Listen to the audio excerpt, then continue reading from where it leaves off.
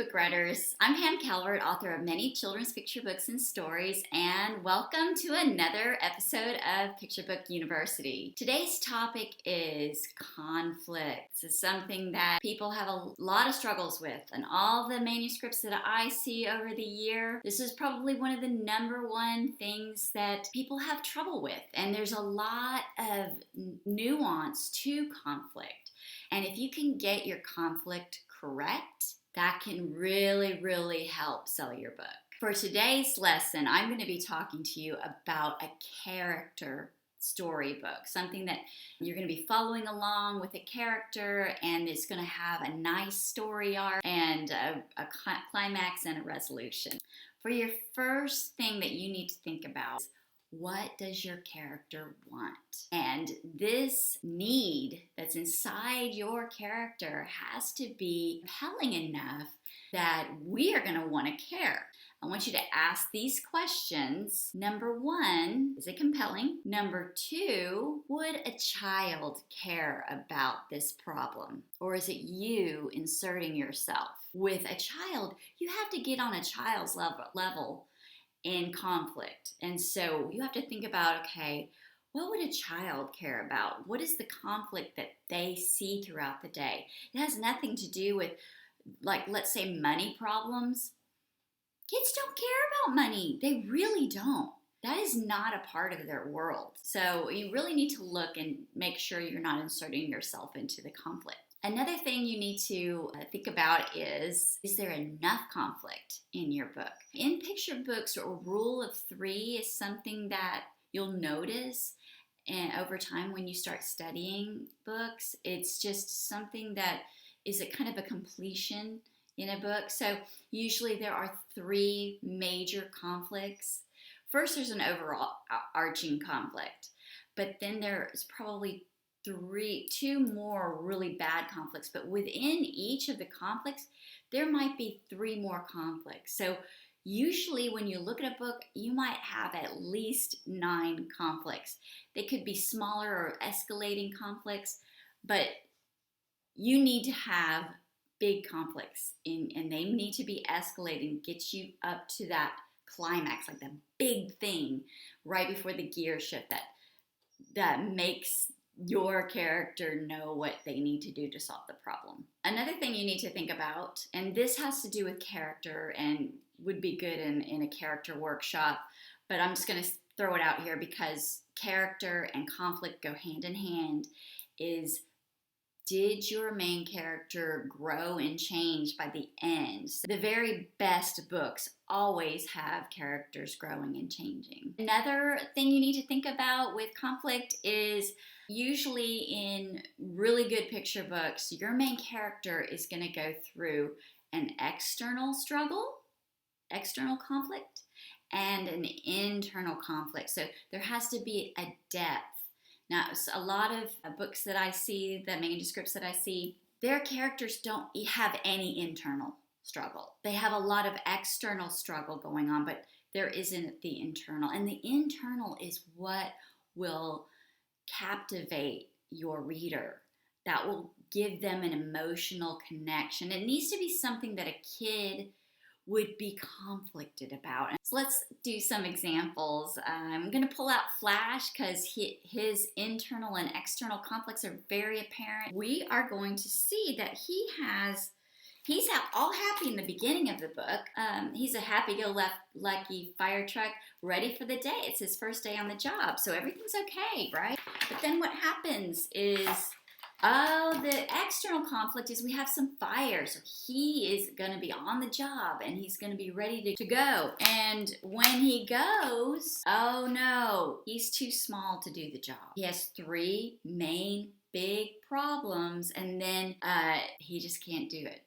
So now let's look at, that's the external problem. The external problem is he can't do it. So the internal struggle for him is, I'm just not good enough. Every time I try, and I try my best, I can't do it. And so that's his internal struggle. And that's a child has that same problem, is they don't feel good enough. They're either too small or, how many times do you tell your child that they can't do something because They're too little for it. It's big brother can do it, big sister can do it, but you can't because you're too little. And that's something that they really connect with that. And this next book I'm going to show you is okay, it's old. It's an old book, and normally I always tell my mentees, or I tell my clients, that you want to kind of look at books that are within the last 10 years or so. But some books are just classic, and they're great. Now, this one is my very, very favorite book, and it's called Lily's Purple Plastic Purse by Kevin Henkes. And I will be pulling it out for different workshops, because it, to me, is such an amazing book, because it's all the elements that a perfect book would have, in my opinion. Now, since it's old, it was in the 90s is when it was published. It doesn't have the word count hit mark that we want. Word count is around 500 words. 500 is that sweet spot that all editors are looking for. You can have wiggle room on that a little bit. This one has a lot of words, and it doesn't. And the pacing in it is a little bit different than a normal picture book would be that sells these days. But it has so many other elements that you can't help it. You need to study this book. It's really good, especially for emotional connection.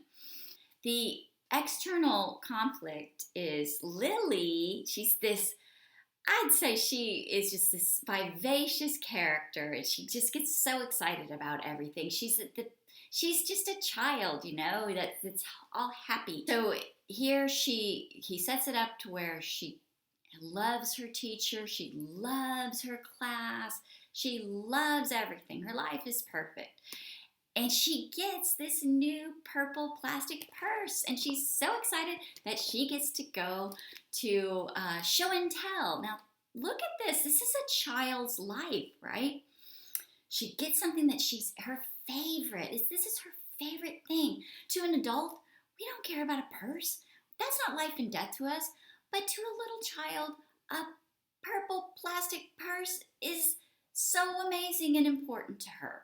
And children will respond to that. That's an important thing. They get attached to objects like that, like a teddy bear or something. So she can't wait to show it off in show and tell. Well, she's a little too excited. So her external conflict is her teacher tells her she needs to be quiet and she needs to wait her turn. And she is devastated. That's a huge external conflict. You would be thinking, well, isn't that an internal conflict? Well, that external conflict creates the internal conflict.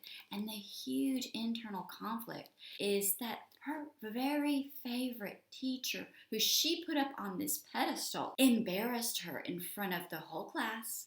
And crushed her heart. It was stomped on so much that she became angry. Now, I'm not going to spoil the rest of it, because I think you should go to the library or even buy this book. It's very, very, that's so compelling. If you can have your character get crushed emotionally somehow, and then through that emotional turmoil, something happens to get them to understand what they're feeling and how they can resolve that conflict in their hearts, oh my goodness, you are going to have a winner.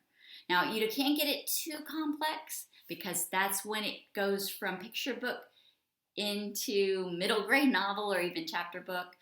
So you have to be careful about that. You don't want it too long, or the pacing just has to be correct on it. But anyway, that's something that you'll discover as you go along in these workshops. Okay, so now it's time for your homework section. And thank you for those who are saying that they love the homework. I'm so thankful that it's meaningful to you. Okay, so I want you to go to the library if you can. I'm hoping that your library has a portal if you can't go to the library. And I want you to check out at least 5 books.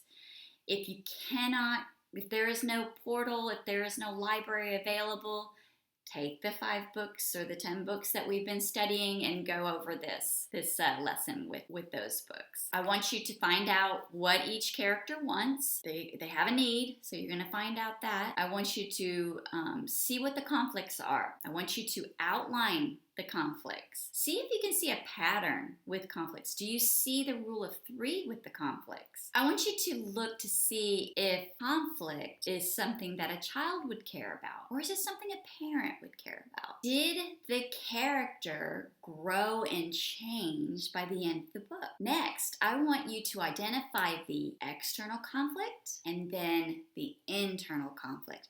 Is there an emotional conflict happening within that character? And if there isn't, how do you feel about that book by the end of it? Did it have that? Is it something that you love, the book? Is it something that you care about? Once you've done that with all of your books, then I want you to go to your WIP. And I want you to put it through the conflict test. Number 1, are your conflicts compelling? Meaning, would anyone, especially a child, care about it? Or is it just some happenstance that's going on that really doesn't matter? It's got to matter to your main character, and if it doesn't that much, then why should we care about it? And do you have depth of character? Meaning, does your main character have an external conflict and an internal conflict? You need both in order for us to really care about your character. And finally, how is the conflict going in your manuscript? Is it escalating, getting worse and worse and worse? Can you see that you might have 9 different conflicts? Now, I mean by any kind of action thing that's taking place. It doesn't have to be exactly 9 conflicts, because I think in Flash there's not exactly 9 conflicts, but the pacing is on because I have 3 different big fires, and then he has conflict from that. Okay, that wraps it up for today.